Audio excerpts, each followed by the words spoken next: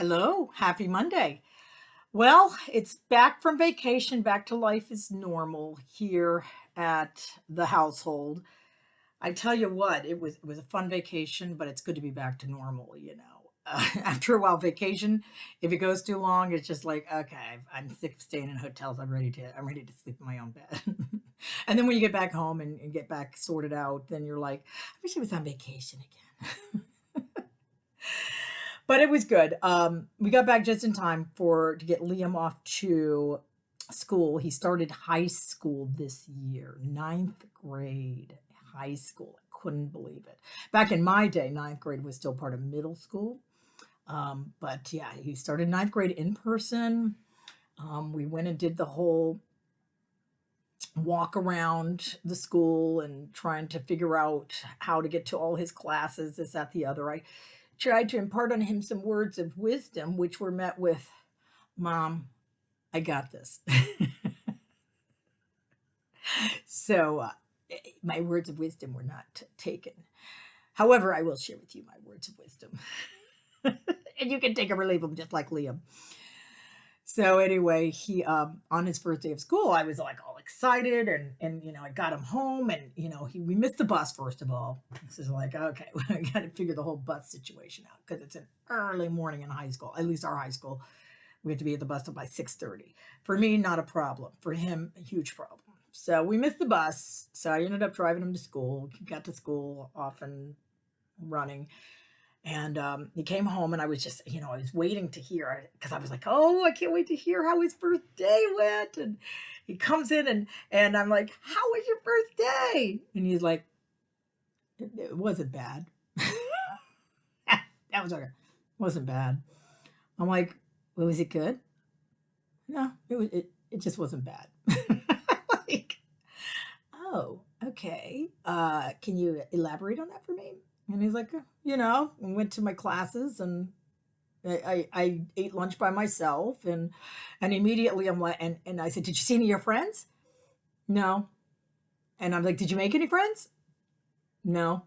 So immediately the mom alert starts going off. I'm like, oh my God, he's not gonna make any friends. He's gonna eat lunch by himself all year. He's gonna be a loner and he's gonna be living in the woods by himself, talking to birds. So I'm like, oh my God, what am I gonna do? How am I gonna fix this? And then thankfully, reasons start settling in into me, and I'm like, well, take a second here. Think about to your ninth grade, and how was your first day of ninth grade? And I thought back to it, and I was like, oh yeah, I was transitioning from private school to the public school. I had been sheltered in a private school for the first 8 years of my schooling, and then in ninth grade, I had to go into public school, which for us on in the private school sector was like, oh my gosh, we're going into the jungle.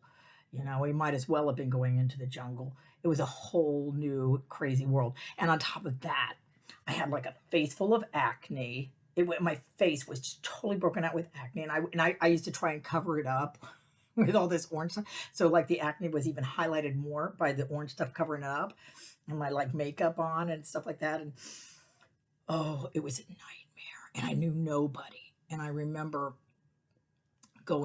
being terrified that first day of school, going to my classes, not knowing, and then going to the lunchroom, and that was a horrible time because I was like, oh my God, what am I going to do? I don't know anybody to sit next to.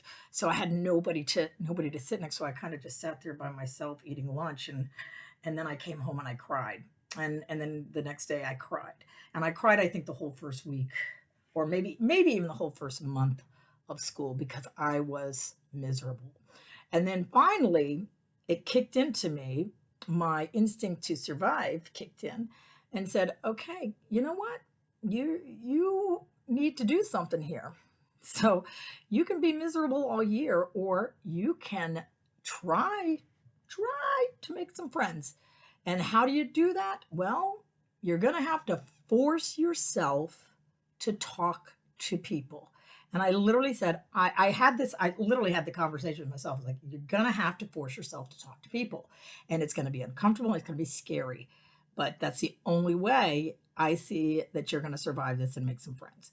So next thing you know, I was in a class and when people were talking, and I kind of inserted myself in the conversation, as scary as it was. And next thing I know, I'm having a conversation with these people. It wasn't comfortable. I definitely did not feel comfortable doing it, but at least it was a start.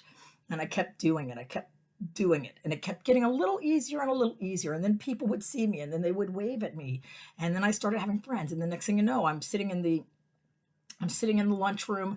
I have a friend, I think Patty, Patty Grant was one of my first friends at lunch, and she would sit. I met her through Janet, who I met walking to school. So I started meeting friends and making friends, and Patty and I would sit at school. She invited me to sit with her, and I was like, thank God, I've got somebody to sit with at lunch now. And slowly but surely, I started seeing people in the hall and waving to people in the hall.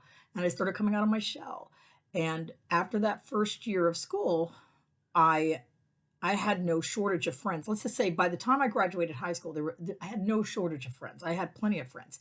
And I I look back at that time, and as hard as it was and as scary as it was and as horrible as it was, it helped me to develop somewhat of a personality. And I was forced to really learn how to socialize.